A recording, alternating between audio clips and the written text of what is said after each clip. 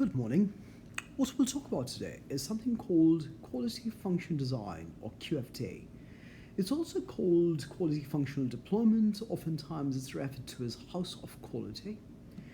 It's a very, very famous piece that came out of Japan, and it's a very useful piece, plus it's a wonderful toolkit for you to add to your resume as we move along.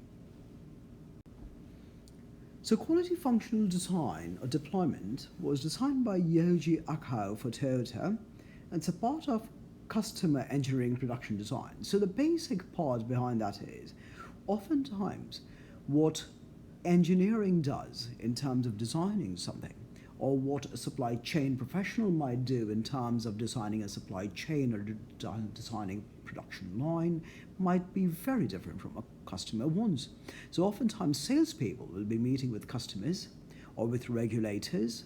You might be working for a supply chain company, and your customers might want certain things, but when you're designing your own logistics internally, you seem to be absolutely aloof of your customers, and that creates a big problem. So what this does is it tries to match what customers want to what you can build. So it gets into the design side, the internal design side of the puzzle, and matches it to the external demand side of the puzzle. So it's also called House of Quality. It's a method to convert customer client requirements and integrate them into the engineering design, the production process, logistics, fulfillment, and even reverse logistics. So what you're trying to do is you're trying to create something that matches what the market needs, or what you want the market to need in the first place. So it's a great snapshot linking engineering production services with customer requirements, and it increases accountability and simplifies integration. So it's the toughest job in any operation and fulfillment is to increase accountability, knowing who's in charge of what, when does that happen, if you do certain things, what does it take care of, so that when you're designing something, you're not designing it just for the sake of designing it, but you're designing it because you want to solve something. So it gets you into the solution mode all the time. So once again, it's a method to convert customer client requirements and integrate them into design, production processes, logistics, fulfillment, and reverse logistics. It's a fantastic snapshot that links engineering, production, and services with customers, and then it increases accountability and simplifies integration. The key is convert what the market demands to what you're producing or what you're solving in the first place. So House of Quality or Quality Function Design has certain advantages. Firstly, it reduces the time required for planning. So if you know what you want, it's easier for you to fulfill that bit. So that piece is a very, very important piece of the puzzle, and it takes care of that. It also makes sure that you're focusing completely on customer needs. You're reducing design changes. If you know what you're doing in the first place, you don't need to go through multiple design changes. It improves quality, improves customer satisfaction, decreases design and manufacturing costs, reduces time to market, because now this is called concept to commercialization. What you think you want to design and pushing it into the market, you reduce the time because you know exactly what the market wants. Helps in prioritizing various design parameters and aids in benchmarking. So benchmarking is a mechanism by which you compare yourself to your competitors, compare yourself to the market, so that you know what you're offering is right in line with what is needed. So the House of Quality hence gives the idea of what the product requirements will satisfy the customer. So this is important stuff. You know what product requirements will satisfy a customer. Strengths and weaknesses can be identified from the matrix, also opportunities for breakthrough. By improving the weaknesses, the competitiveness of the product can also be enhanced. So you'll be able to spot weaknesses, understand competitiveness, understand your strengths, understand your opportunities, and finally, understand what will satisfy the customer. So this is when the House of Quality, when it was built with a very interesting piece in mind. If you look at it, this is this is how a typical startup and pre-production costs at Toyota Auto Body worked before and after QFD. Before QFD, so the initial set would be your pre-production costs would run there, and then once you began production, look at the variance. The variance goes like this, which means longer time, too much variance, more time and more variance. Basically means higher costs. After House of Quality was implemented, this whole set changed dramatically. If you look at it, pre-production costs went up by a little bit. However, post-production costs went down dramatically, as did variance, and now you were able to complete things in a way shorter periods. So if you here, the period was right through this set, and now the period that you needed to complete it was about less than half. So if you look at this, in the United States, the whole distribution, a typical distribution of a production run is way longer compared to our production run for Toyota.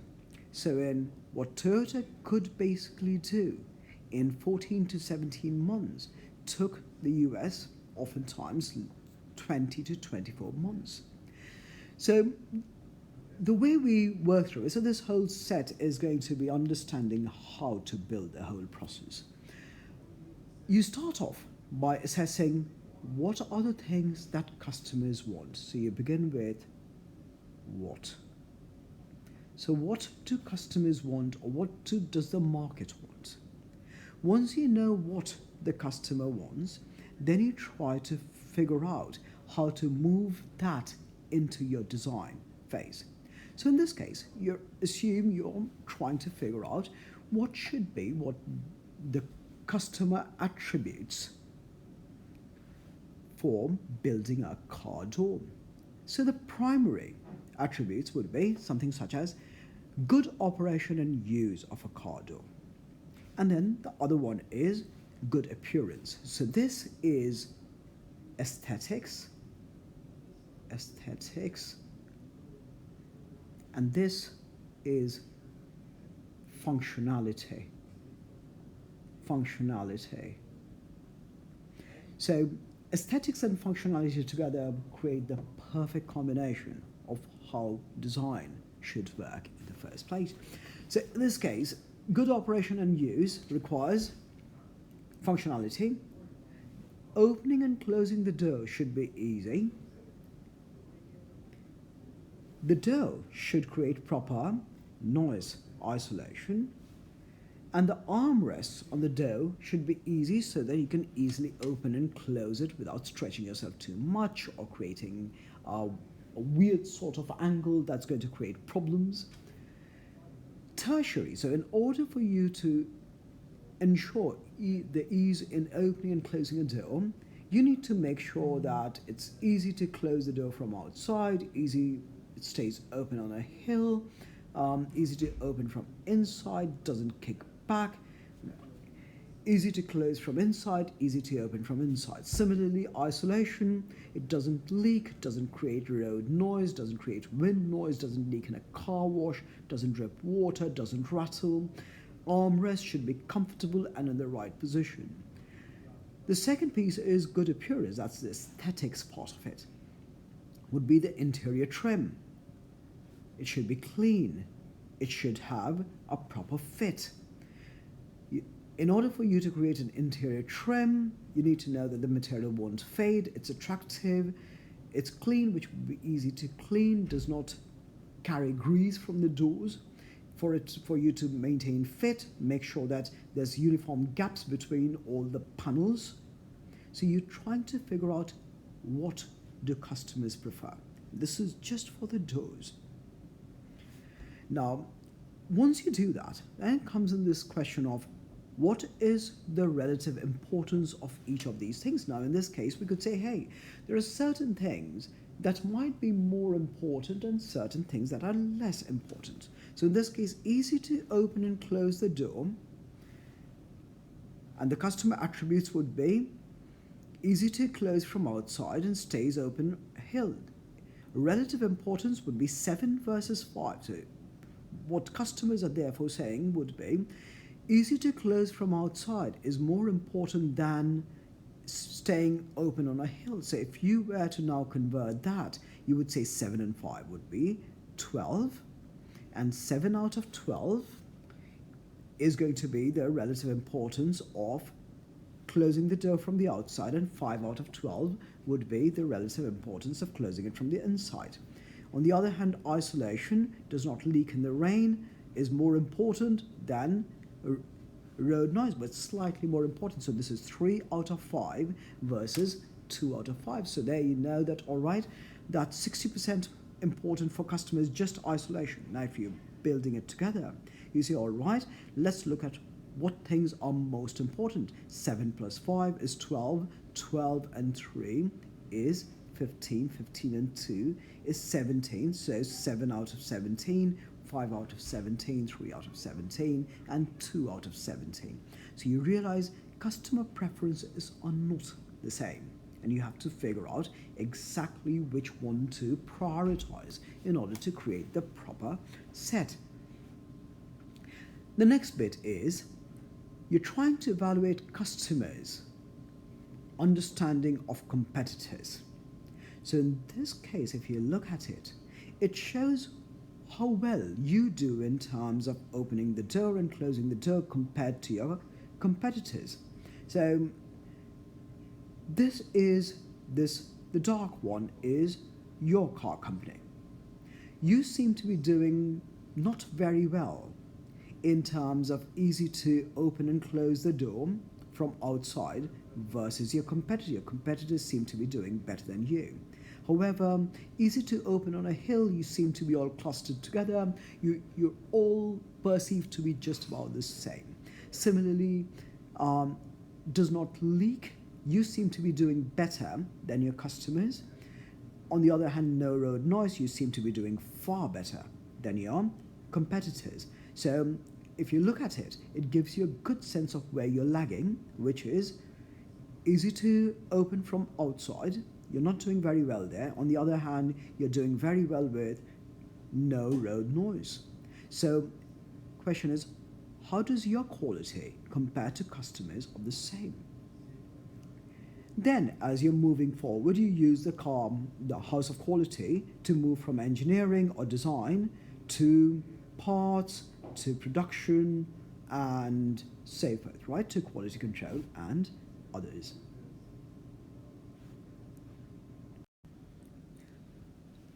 So this takes us right into understanding how the house of quality looks like. So this is the general idea of a house of quality. You start here, which is the what do we need. Then you go there. Third, you cover this, and fourth, you go there. Fifth, there. So let's start off, shall we? So what do we want to achieve? So the first question we ask is, what do we want to achieve? Step 1 and step 2, choose customer attributes and you choose your weights. So in this case, again, you're saying, should be easy to open and close the door. There should be noise isolation. 2 door attributes. We're just focusing on a car door right now. So then it says, easy to open, easy to close from outside, stays open on a hill. Then comes, how important is it for a customer? Assume 1 is least important and 9 is most important. You say it's 7 out of 9. Then stays open on a hill, 5 out of 9. Doesn't leak in rain under noise isolation, it's 3 out of 9. And no road noise is 2 out of 9. That's the level that customers assign, or that's the weight that customers, or importance that customers assign to each of these things. Now, once you've got that space, the second step, after step 1 and step 2, question is, how do we achieve it? So that takes you into steps 3 and 4. So now the question is, in order for you to make sure that the car door is easy to open and close and there's noise isolation, what are the design things that you should bring to bear? So corresponds customer demands to engineering requirements and then attribute correlations to each engineering spec and engineering design. And so let's look at it. So now we are getting into the design side. So this part is the design side of the puzzle. So we're saying, all right, in order for us to reduce open and closing, the effort required to open and close the door, the things we need to bring together for our design would be, what would be the energy a customer would need, or in this case, how much force would a customer need to close the door? How much can we check force on level ground, and can we check the force you need to open and close the door when you're at a 10 degree angle? So now if you look at it, it also shows there's a negative, which basically means you want less energy needed to close the door, right?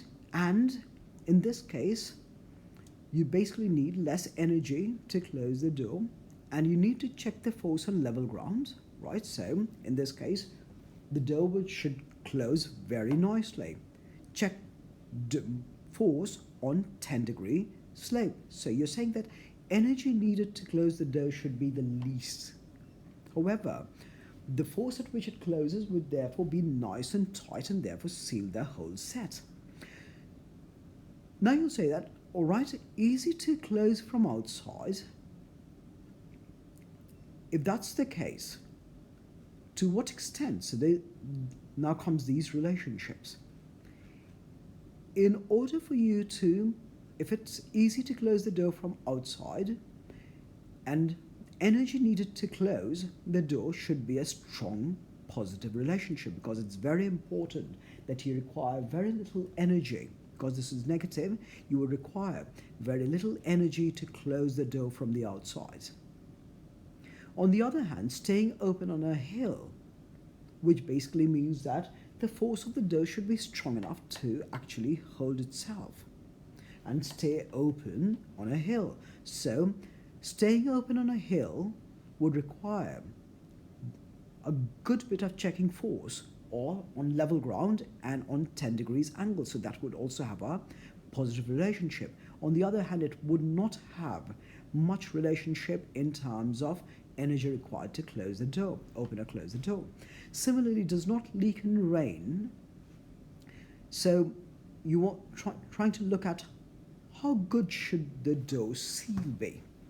So you're saying that door seal is an important, has a positive relationship with does not leak in rain, has a medium positive relationship with no road noise, because the better the seal, less the noise. However, the better the seal, the leak should be, it impacts reducing leaking much more than it does on reducing road noise. So that's a very high, strong positive, and in this case, it's a medium positive.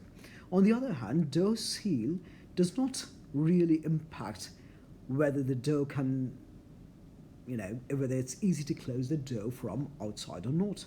So you could now say, all right, that is a medium negative, so thicker the door seal, you might actually require a bit more pressure to close it. If you've ever seen cars with really thick door seals, you'll have to press them a bit more. So it has a slightly negative relationship with closing the door. So now you know that if you increase your seal, the door seal, it'll reduce noise. However, it'll create another problem.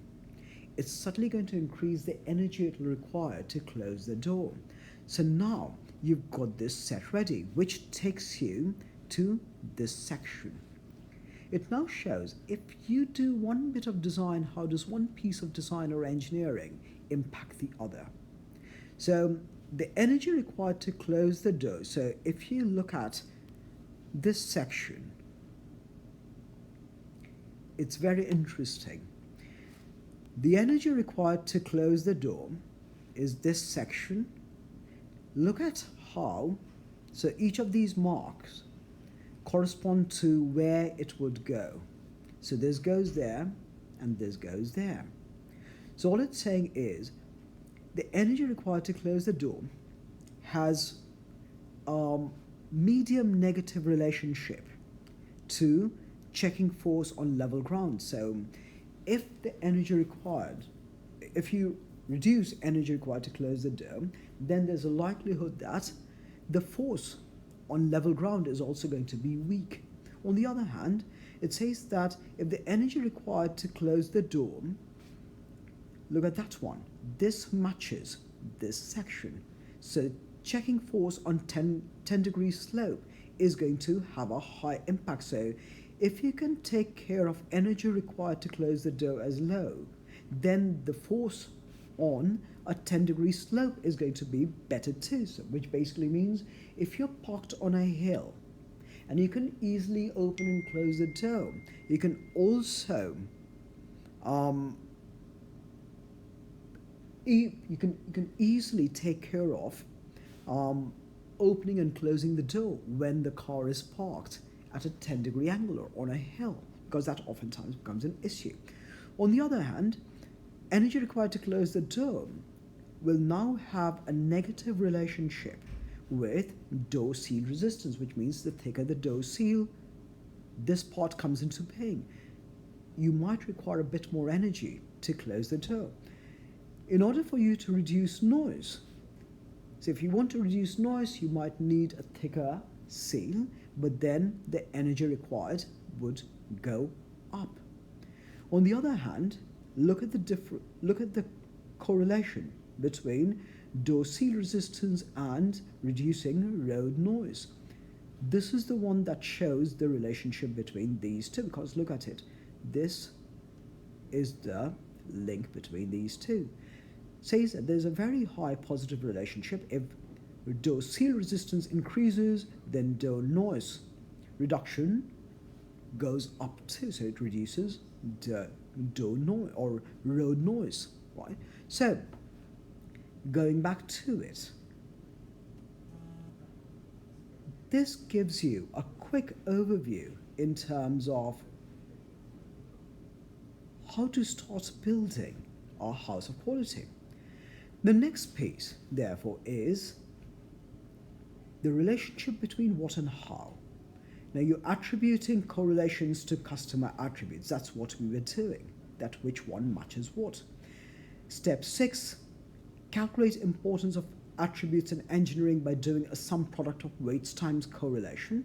So in this case, you can now say, all right, this piece, we know this is important, this is also important for customers, and we'll see it in another exercise as we move forward. So as we move forward, we'll see exactly how these pieces work. And then this is where you start comparing yourself with customers, and this shows you other engineering or objective metrics in terms of how do you measure the force in terms of foot-pound pressure or foot-pound effort that's required, which basically means how many pounds of force do you actually need for you to move the door by a single foot. So let's cover this bit for a second before we go on to all the other exercises. Let's look at this. So we start off with the voice of the customer. So the customer basically is telling us that they want a door that's easy to open and easy to close, out of which easy to close from the outside appears to have the highest weight, stays open on a hill, second highest, easy to open from the outside, third highest, and equally so, does not kick back, fourth. Now, they also want noise isolation, and so it does not leak in rain, higher importance, no road noise, slightly lower importance. Now that we have that piece of the puzzle ready, which is the what. So what does the market want? The question is, how do we achieve it? So in order for us to understand how we achieve it, we go to the design side of the puzzle. And in the design side of the puzzle, this is the voice of the designer or the engineer. So you're doing something internally, operationally, in terms of a supply chain, in terms of your design, in terms of your own innovation, to solve the way you would tackle a customer problem by doing things that the customers need, rather than doing things just on your own. So you're now saying that, all right, in order for us to make sure that the doors are easy to close from outside, we need to reduce the energy it takes to close the door. In order for us to make sure that it stays open, so this matches that.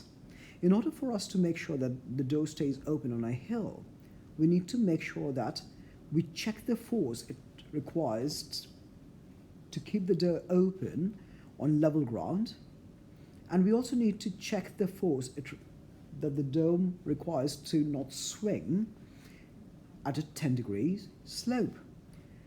The other one, easy to close from the outside, we also need to know what the peak closing force is, which is peak closing force basically means would be the highest amount of force you would need to close the door.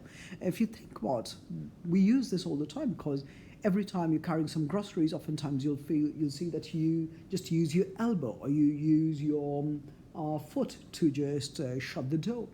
That is, you're applying force to close the door, and you need to, and the car companies want you to be able to close the door with some ease, yet making sure that the door stays open and does not swing. So think of it, if it closes too easily and opens too easily, it might also be open to swinging too much, which means if you're suddenly parking the door and the door suddenly swings open, now you're parked and the door suddenly swings open, or you're on a hill and you're trying to open the door and the door swings back all the time. That's not good either. So you've got to come up with a solution that would make sure that both of these things are set.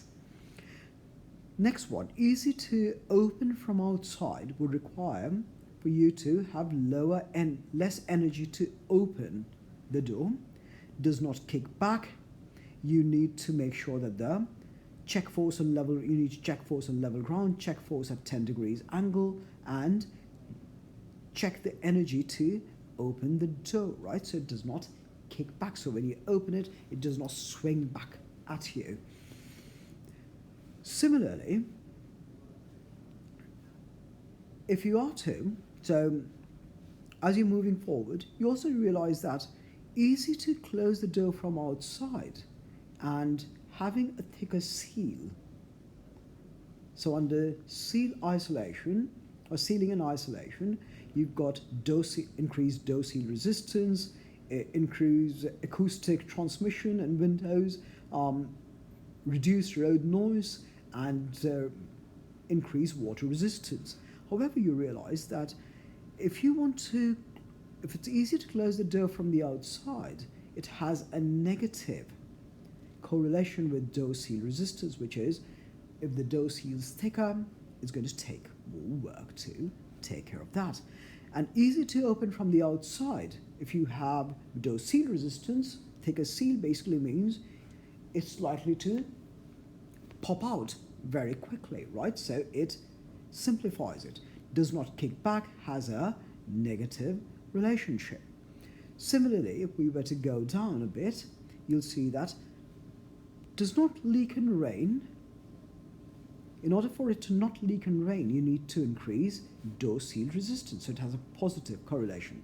So it does not leak in rain. You need to increase water resistance. You might have to choose the right material that's more resistant to water and does not crumple, does not fold, does not crease, so that the leak never happens. And no road noise, need to increase door seal resistance because that takes care of it, but it has slightly less positive correlation than leaking in rain. No road noise, acoustic, transmission, and road noise reduction is higher. So this one basically means it's higher. This is moderate. This is moderate correlation. Then comes the top part, which is if we design one, how will it impact the design for the other? And these are the trade-offs in design. So in this case, to understand the trade-offs, the best way to understand those is to look at where this lies. So let's look at this. This is the intersection of this and this. This one is the intersection of this and, if you just follow the line, and this. This one is the intersection of, so in order for you to understand which one that is, in this case you don't have it shown, but this one and this, right? Whatever would have been here. Similarly, if you look at that, just follow the line, that's this one and this one. So you immediately know. So let's look at this and let's look at this. What it's showing is if you need less energy to close the door, how will it impact checking force on level ground? It's saying that there's a slightly negative correlation between checking force on level ground, which means that less energy, if you actually design a door that requires less energy to close it, it also has a higher chance of swinging, which basically means you might need less force, which basically means it might not stay open. So if you ever were to keep it half open, it might swing one way or another. Similarly, out here, it's saying that if you increase door seal resistance, then you're also reducing road noise. So increasing door seal resistance also reduces door noise, which now tells you something very interesting. You can kill two birds with the same stone.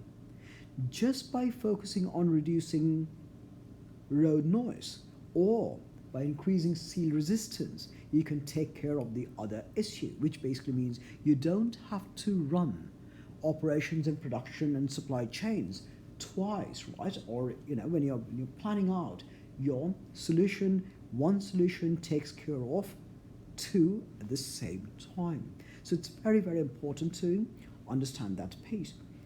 Finally, customer preferences. You see that customers think that you're not doing very well compared to your competitors in terms of whether you stay open on a hill, you seem to be doing just the same as your other competitors. In terms of opening the door from outside, you seem to be doing slightly less than your competitors. In terms of kickback, you seem to be doing pretty poorly, which means you have a competitive disadvantage for being able to close it from the outside and does not kick back. On the other hand, in terms of does not leak in rain, you seem to be doing quite well, although your competitor is slightly better than you. And in terms of road noise, you seem to be doing slightly worse than one of your competitors. So together it gives you a basic idea of where you stand and how to basically convert customer requirements or market requirements into design, and then understand how one design is going to affect the other and how these customer requirements and the design bits flow through all together. So as we move forward, you have a better idea of how we can set this whole thing through. If we were to move forward, here's a QFD that discusses or shows you how to build, suppose we're doing an online delivery of a particular course. And it says that, all right, so let's try doing a QFD for an online course system. So we start off again with what which is the first piece of the puzzle. And we say that what are the things that the customers actually want, or what are the things that students want? Students might want the comprehensive or the online course delivery to be comprehensive, to have practice quizzes, to be interesting, and to be practical. So that's the first part. Then you say, all right, we know that these are 4 things that students appear to want, which is the market. Now, how important are each of these things, which is what do they give the most priority towards? So you give out a survey or you ask people, you get a focus group. Based on that, you say that, all right, priority, therefore, say, all right, this is, suppose 9 is maximum, 7 for comprehensive, 5 for practice quizzes, 9 for interesting, 8 for practical, which basically means that interesting is topmost, second, practical, third, comprehensive, fourth, practice quiz. Once you've got the priority done, now the question is, how do we start solving it? Which is your how. So now you say, all right, the one way to do it would be to create small units. Second one, have examples. Third, have a body of knowledge. And then fourth, have certain quizzes as a mechanism to know how people are doing and how people are understanding things. So as we mentioned previously, here it's just shown in a slightly different way. I've shown it in a slightly different way, where strong is shown as something like this, medium is shown as something like this, and weak is shown as something like this. Now, do you realize here they show strong is given a value of 9, medium is given a value of 3, weak is given a value of 1. I'd rather like to keep medium right in the middle, so I would keep strong as 9, medium as 5, and weak as 1. So what I'm doing is I'm working off the basic set and saying that let medium be a midpoint, rather than right now it's a bit lopsided, it's a bit skewed, because strong, the difference between strong and medium is 6, and the difference between medium and weak is only 2. So I like to keep it much more balanced in general. However, so going back onto it, now we say that in order to build a more comprehensive set, what we need is a greater body of knowledge. So this is how the internal designers or the instructor or the faculty or the instructional design team would set up working on this. They know that, well, we need to build something that's comprehensive, so increase the body of knowledge. So now it says, in order to build a more comprehensive course schedule or course, you need a higher body of knowledge. So this one is linked here. In order to build better practice quizzes, you need better quizzes. So that has a high relationship. In order for you to create it to be more interesting, you need to do the 3 things that can add to making it interesting. First, create small units. Second, have more examples. Third, have some quizzes. However, it says that, all right, if you have small units, it's always more interesting. So there's a 9 relationship right out there. If you have examples, that is likely to make it interesting, has a 9 relationship. And if you have quizzes, it's also supposed to make it somewhat interesting as a mechanism, but it's got a bit of a weak relationship. Finally, in order for you to make it practical, provide more examples, and it has a strong relationship. Now, what we did in this case was we started assigning numbers. Previously, we just assigned markers or pointers. Now we've started assigning numbers to things. So if you now start calculating, it says, all right, in order for you to build a comprehensive setup, what are the things on the design side? How much are they adding to it? So 7 times 9, 63. Here for practice quizzes, 5 times 9, so 5 is the priority, and the relationship between between the priority of practice quizzes and the quiz And building a quiz is 9, so it's 9 times 5, 45. Interesting is 9 times 9 plus 9 times 9 plus 9 times 1. So 81 and another 81, that's 162. 162 and 9, 171. And to be practical, it's 8 times 9, which is 72. So in this case, what it suddenly tells you is, if you were to start building these sets based on what you've got as an internal solution, which is your design side and what the market wants and what the students want, the best bang you're going to get for your buck is 171, because it's 171, which is the highest of the whole lot. That appears to take care of many different things at the same thing. So interesting is not only important, but in terms of what you can build internally. If you were to make the course interesting, that would take care of a lot of stuff. Followed by make it practical, followed by make it comprehensive, followed by having more practice quizzes. Now that's one part. The second thing is, internally, what is our capability? This is your capability.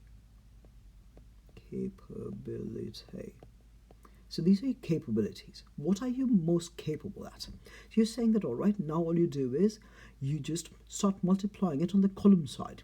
So in this case, you see 9 times 9 is 81.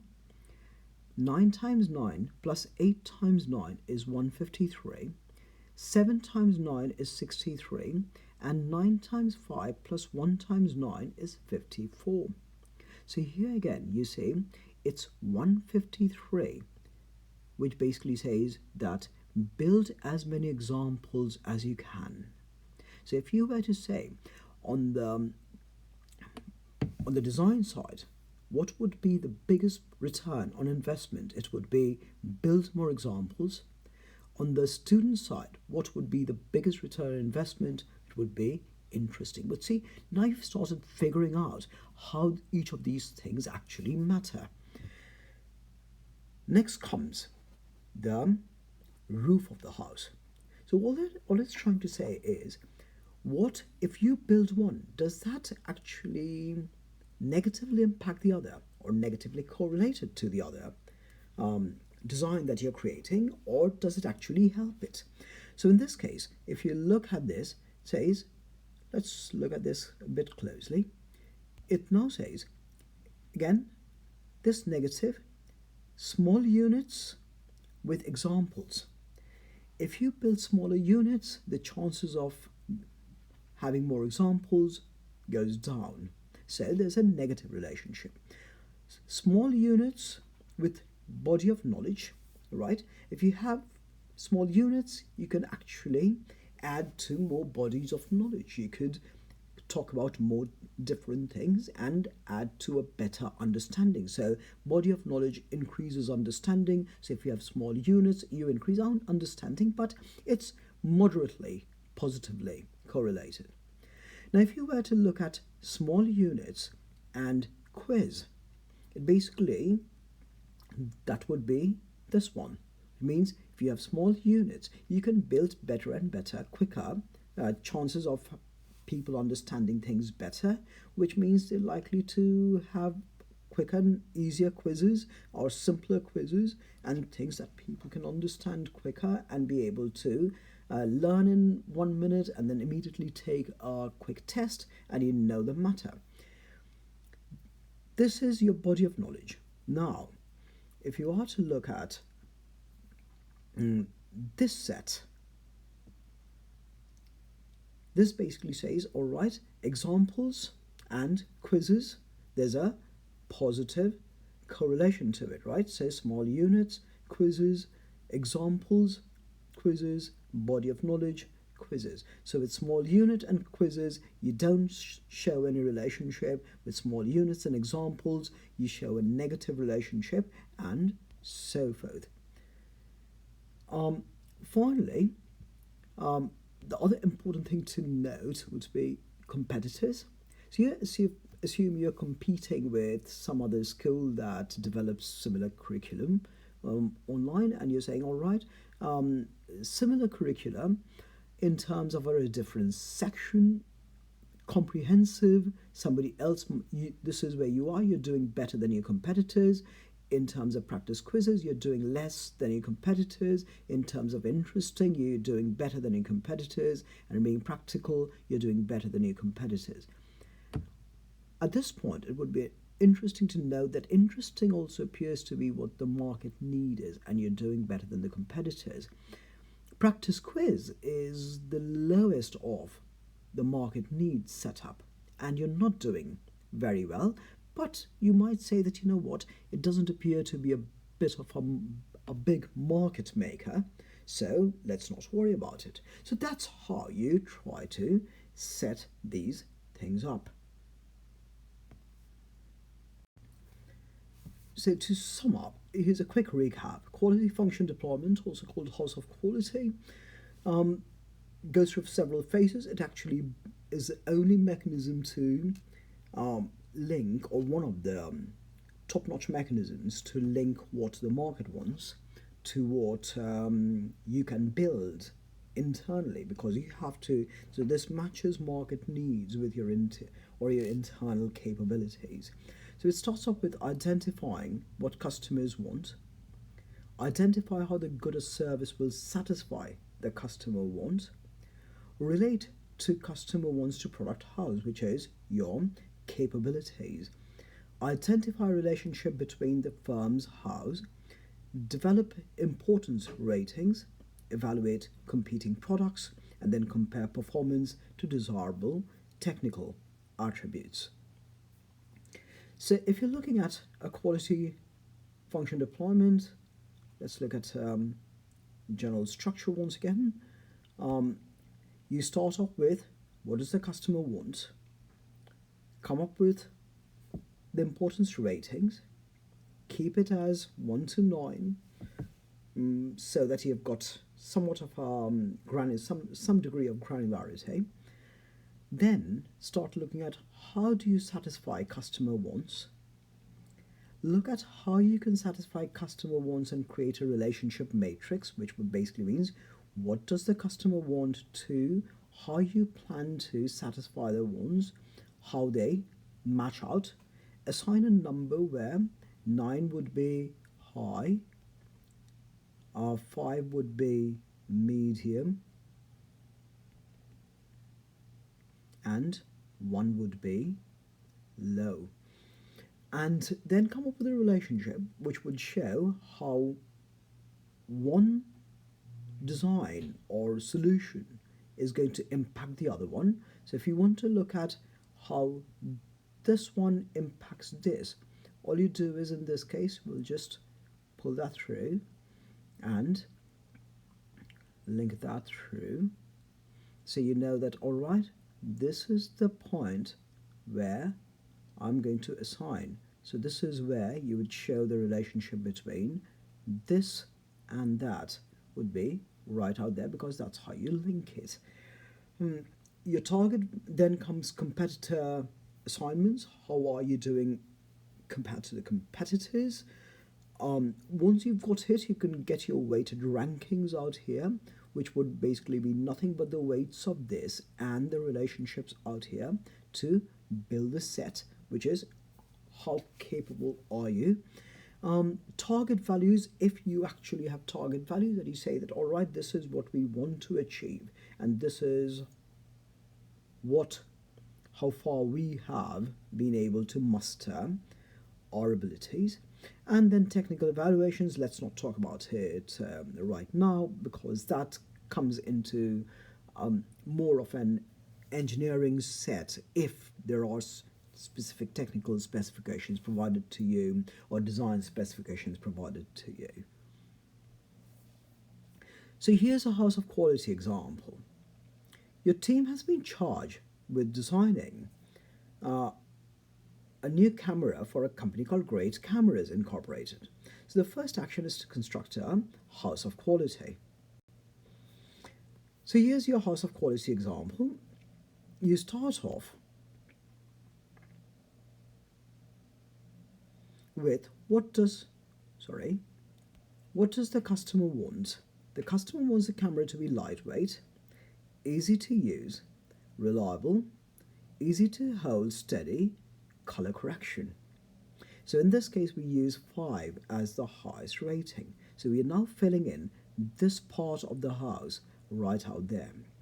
So we're saying again, lightweight, 3, easy to use, 4, reliable, 5, easy to hold steady, 2, color correction, 1. So if you now were to look at the total, so 3 plus 4 is 7, and 5, 12, and 2, 14, and 1, 15. So you've got a total of 15. So you know lightweight is 3 out of 15. Easy to use is 4 out of 15. Reliable is 5 out of 15, and so forth. So now you can create a weight if you actually want to. Now oftentimes you might create a weight, you might not want to create a weight, because once you start on sort of doing a sum product and of the relationships and the weights, you can immediately start figuring out. In this case it's 20%. In this case it's about 20, let's see, 27%. In this case it's about 33%, and so forth, I presume. And that's where you can have a quick idea of. So you could keep it that way, you could convert that into weights, but what the main piece of the puzzle is, you've started building what the customers want or what the market wants, and basic set of priorities in order for you to assign importance later on. Then comes the next question: how do you satisfy what the customers actually want? And you say, all right, we need low electricity requirements, we need aluminium components, need autofocus, auto exposure. These are things that you can design and build. You need palm palette and so forth, so that to better hold ergonomic design. Now you're building this part. How do you satisfy what a customer wants? So now you've got that. Next piece is, now sometimes what companies will do is they'll even come up with separate set right out there and say that, all right, how difficult might it be out of 9 to do this? And you could say, all right, it's got a 7 degrees of difficulty, this is 1, this is possibly 3, this is possibly 1, this is possibly 1, this is possibly 7. So then you could now say, all right, how difficult is it for, given our capabilities, to build each of these things? So you found what the customers want. Now you know what you can build. Now we start building the setup. So we're now getting into the relationship set. And let's again assign a high relationship as a 9, a medium as a 5, and a low relationship as a 1. So in this case, so this would basically be 1, this would be 1, this would be 5, this would be 5, this would be 9, and so forth. So now you're saying, all right, in order for us to build something lightweight, let's look at the general structure then, right? Saying, in order for us to build something lightweight, we need to have aluminium components, right? Now, we're also looking at the top of the house now. In order for you to do one, how will it impact the other bits, right? If you design one, you're designing it given that it's going to impact something else. You're saying that, all right, low electrical requirements, which is this one, has high positive correlation with this one. So if it takes longer to autofocus, you're going to end up burning more electricity, which means the camera's battery is going to decay quicker and quicker and quicker. Low electricity requirements also has a positive relationship with auto exposure. If it takes longer time to auto expose, it'll also drain more battery. Thirdly, it's got a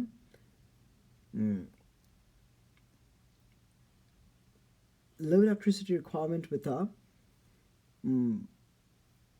palm palette, and that where you can see the screen and say if you can hold it, it'll automatically use more electricity.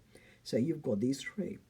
Now, aluminium components, you could argue that aluminium components would have some impact with ergonomic design, and you might put some kind of a mark out here that would say, all right, it's a strong correlation, but I'll leave it to you to decide.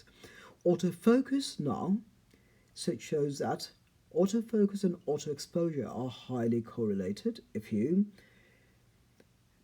your auto exposure is better, your autofocus works better. If your autofocus is better, your auto exposure is better. Now, there's something interesting about it, which basically means that if you were to just focus on autofocus rather than auto exposure, you can kill two birds with the same stone because you've got a high correlation. One will automatically take care of the other. So you can just say, we want to have a fantastic autofocus setup that way will automatically take care of auto exposure issues. Here again, autofocus with your palm palette, you can see that,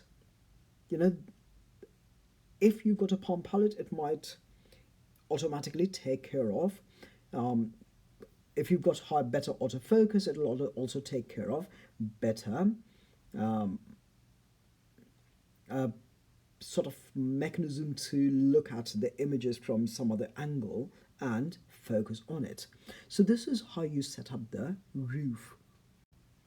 So now that we've got the roof ready and the wing of the house ready, which is what the customer wants, how to satisfy them, get the interrelationships, let's do a quick recap and then let's start calculating. So let's take off these numbers because I think our idea of 9, 5 and 3 is slightly better. So you're saying that if customers want a lightweight camera, the ability for you to have low electricity requirements is weakly related. Aluminium components, medium relationship, and ergonomic design would be a weak relationship. So lightweight could impact ergonomic design because it might be lighter to carry. Lightweight might reduce electricity consumption because it's lighter, and then it might have a medium relationship. So we would say this is 1, this is 5, and this is 1. Now, easy to use would have, if it has low electricity requirements, then you've got less component failures, so it might be easier to use, but it's got a weak relationship. Again, it's 1. There's no relationship between easy to use and aluminium components, no relationship between easy to use and autofocus has a medium relationship. Easy to use and auto exposure has a medium relationship. Easy to use and having a paint palette has a medium relationship, and easy to use and ergonomic design has a medium relationship. So all the mediums would be 5 each. So reliable, low electricity requirements increases reliability. There's no relationship between reliable and aluminium components. Some could say that, well, possibly it might be better. If you were to add magnesium to it, it might be a better alloy. But again, this is for you to gather and guess. Reliable and autofocus, medium. Reliable and auto exposure, medium. Reliable and paint palette, medium. And then there's no relationship between reliable and ergonomic design. Easy to hold steady has a weight of 2, or an importance ranking of 2, and has no relationship with the others except for ergonomic design. So the design might make it easier to hold the camera steady. Color corrections, better with a high paint palette, has no other relationship to it. So now if you were to just start calculating, this would therefore be, this part would be 3 times 1 plus 4 times 1 plus 5 times medium, which is 5. So that's 3 plus 4, 7. 7 and 25 would be 32. For aluminium components capability and matching that with market needs, you would say aluminium components, the only mark out there is lightweight, so which is basically 5 times 3. So 5 times 3 is basically 15. So that would be 15. Easy to use and autofocus, reliable and autofocus. So autofocus is 5, so 5 times 4 and 5 times 5. So that's 20, and 25 would be 45. Easy to use and auto exposure, similar. 4 times 5 and 5 times 5, also 45. You'll find that easy to use and reliable and color corrections are taken care of with a paint palette. So better paint palette could allow you to look at different angles, make sure that the colors are still the same active colors and so forth. And you could say that, all right, with that then, you've got 4 times 5 plus 5 times 5 plus 1 times 9. So 45 and 9 would therefore be 54. And then for the final one, which is ergonomic design, lightweight. Ergonomic design makes it lightweight, which is 3 times 1. Easy to use, plus 4 times 5, so 3 plus 20, 23. And then easy to hold steady is 9 times 2. So this is 23, and 18 would therefore be 41. So then you've got your set. Now from this you can say that, all right, of this whole lot, this appears to be the most important, and frankly speaking, having a paint palette therefore is likely to take care of a lot of our customer needs. So focus the most or invest the most on getting a proper paint palette. So now comes the bit in terms of how well are we doing compared to our customers. So you could say whether you're good or poor, you could have a rating set, and you might say, all right, our customer or competitor A versus us, we are possibly on lightweight part, we are doing better, and then the other competitor out of a scale, and you could say, all right, out of 1 to 5, this is how we are doing. So 1 to 5, you've got a higher scale there, easy to use, possibly a lower scale, reliable, mid scale, easy to hold steady, mid scale or high scale, and color corrections mid. So you would say that, all right, and this is how our competitors doing, possibly there, there, and there. And you might say, all right, this is a competitor, this is us. So we have to catch up on these things with our competitors.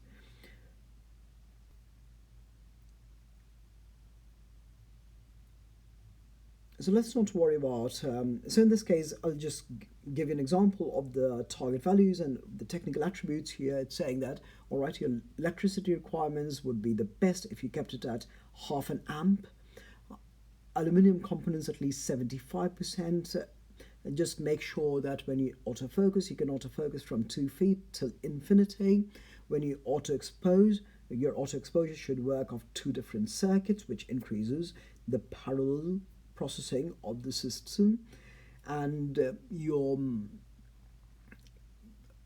paint palette itself should show that there should be failure of a single pixel of 1 per 10,000. And then you could say that, all right, your ergonomic design should at least have a panel ranking of okay, and it could be a customer panel or a photographer panel or something like that. And then you can now say how good is your competitor at those technical evaluations. Competitor A typically has, is 0.7 amp, and then company B has 0.6 amps. You're still working at 5.5 amps, which is very good. You're at 75%, which means you're better at these sets. You've all got 2 feet to infinity. Competitor B and you've got 2 circuits. The rest of them, as you can see, that's a quick idea of what these technical values might be. Then, of course, is your completed house of quality. Here's a quick overview again. So let's see, let's get it properly marked. You start off here to see what are the things that the market wants, and then you assign value. Then you say, what are the things you need to build or design internally to make sure that you can match what the market wants? And you say that, all right, low electricity requirements, aluminium components, autofocus, and then you start linking and say that, all right, in order for us to make sure that the camera is lightweight, electricity requirements have to be slightly lower, but it's a very weak relationship. Aluminium components would be important. Easy to use, for example, it would be you'd need low electricity requirements, good auto exposure, good paint palette, good autofocus, good ergonomic design, and so forth. Don't worry about this because for some reason it's shifted a little bit to the left, so it's overlapping. So this should actually be this and so forth. So not to worry there. Once you've got that, then you can come up with your total importance rankings in order to know which one's the most important. And again, it shows that the second last one is the most important, which is paint palette. Then you can look at how well you're doing compared to your customers. And then of course, don't forget the pitch of the roof, which basically shows if you were to design one, how does that impact the other designs? It shows that there's a positive relationship, for example, between electricity requirements and autofocus, electricity requirements, auto exposure, electricity requirements and paint palette, and so forth. And finally, you can have the target values, and you're ready to go.